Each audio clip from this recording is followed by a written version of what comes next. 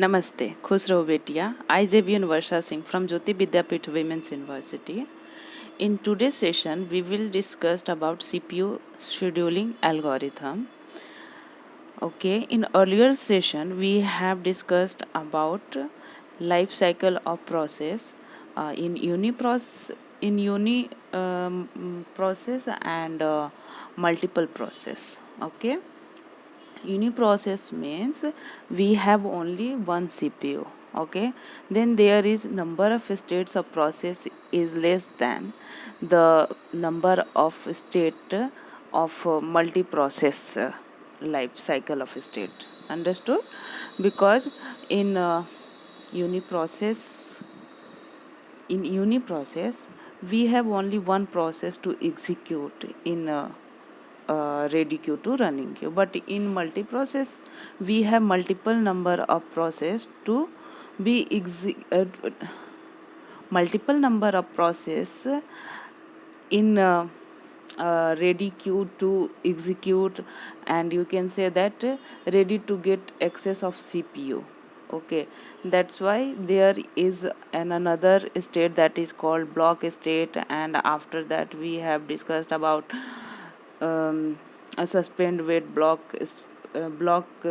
suspend block state, and another one is your resumed ready suspend resumed ready state also. So okay, so now we will see, the question is why we are study CPU scheduling algorithm. So CPU scheduling algorithm is studied for multi-programming, and you can say the multi-processing. Whenever we use multi-programming and multi-processing, then we have to use CPU scheduling algorithm. So CPU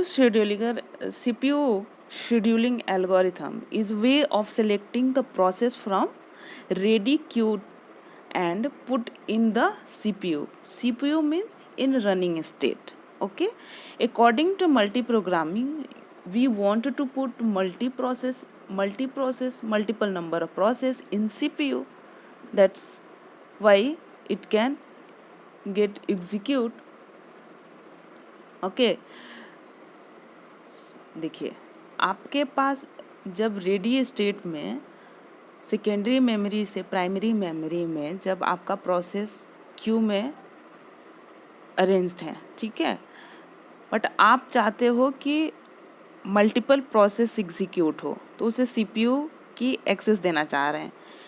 अब इसके लिए हमने algorithm बनाया कि कैसे किस process को CPU मिलेगा और नहीं मिलेगा. ठीक है, तो अब हम देखेंगे कि कितने टाइप के सीपीयू शेड्यूलिंग एल्गोरिथम के थ्रू हमें प्रोसेस को सीपीयू मिलता है और नहीं मिलता है. राइट, सो आज हम लोग इसका बेसिक कॉन्सेप्ट देखेंगे और शेड्यूलिंग क्राइटेरिया देखेंगे और इसका एल्गोरिथम देखेंगे, और फिर नेक्स्ट क्लास में हम 1 बाय 1 करके इसके एल्गोरिथम को डिस्कस करेंगे और उस पर न्यूमेरिकल टाइप ऑफ क्वेश्चंस बनते हैं, उसको भी सॉल्व करेंगे. Right? So, main objective of multi-programming is to keep on running process all the time, the maximum CPU utilization. हमारा मोटिव क्या है कि CPU का यूटिलाइजेशन मैक्सिमम हो सके. हम आइडल नहीं रखना चाह रहे हैं CPU को, और अपने CPU से ज़्यादा काम करवाना चाहते हैं. Scheduling is fundamental function of OS. The task of selecting the process in memory that are ready to execute and allocating them to the CPU is performed by the CPU scheduler. जैसा हमने कल भी बात किया था long term scheduler, medium term scheduler और short term scheduler के बारे में, तो वहाँ पर भी हमने देखा था कि कैसे एक स्टेट से दूसरे स्टेट में जब प्रोसेस मूव करता है तो ये एल्गोरिथम यूज़ में आते हैं. Right, So CPU scheduling decision may take place when a process switches from running to waiting state, या switches from running to ready state and switches from waiting to ready state and terminates.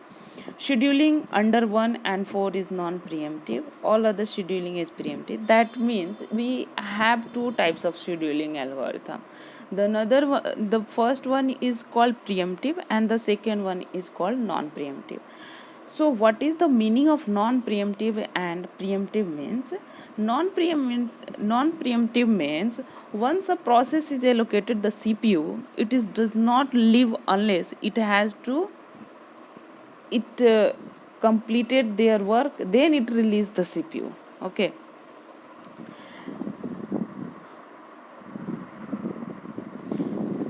But it can release only in that terms when it's require input output devices and then it terminate.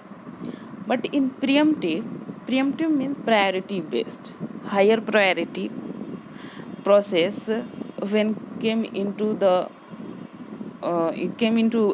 queue, then the running process have to move in ready state and then in further they got the chance to execute. Okay, so operating system can force preempt a process from CPU at any time.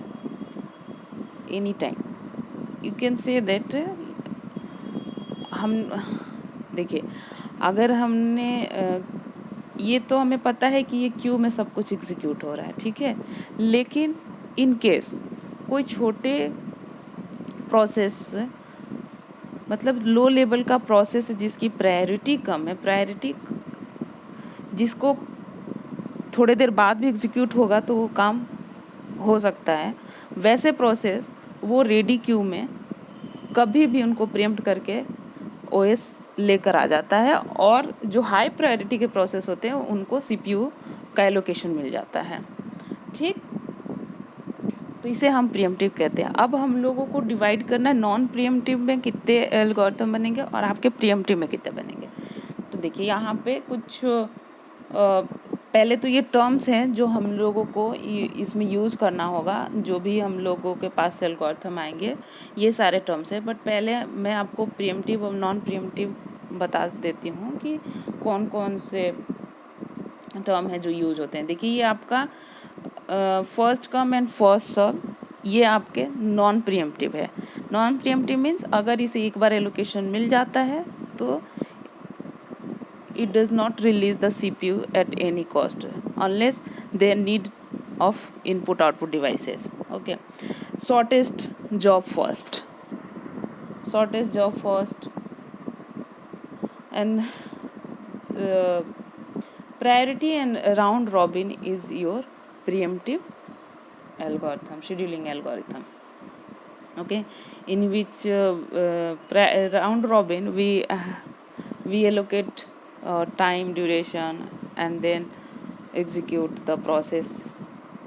Okay, so these are some terms which has been used in this algorithm. The first one is your CPU utilization. Keep the CPU as busy as possible and maximize the throughput.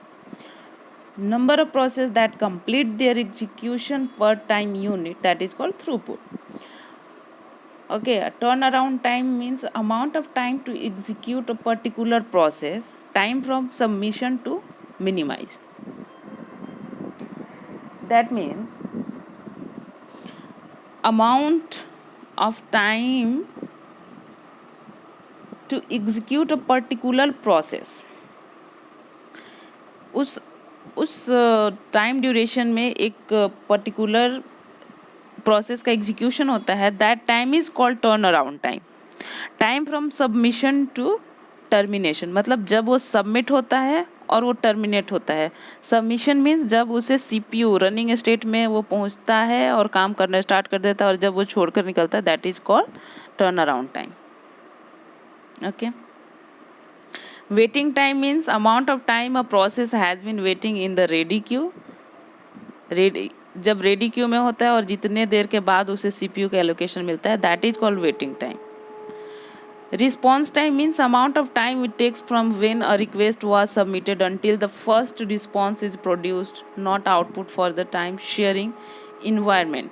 It should be minimized. Okay. So these are some terms which has been used in your CPU algorithm. The another is your burst time and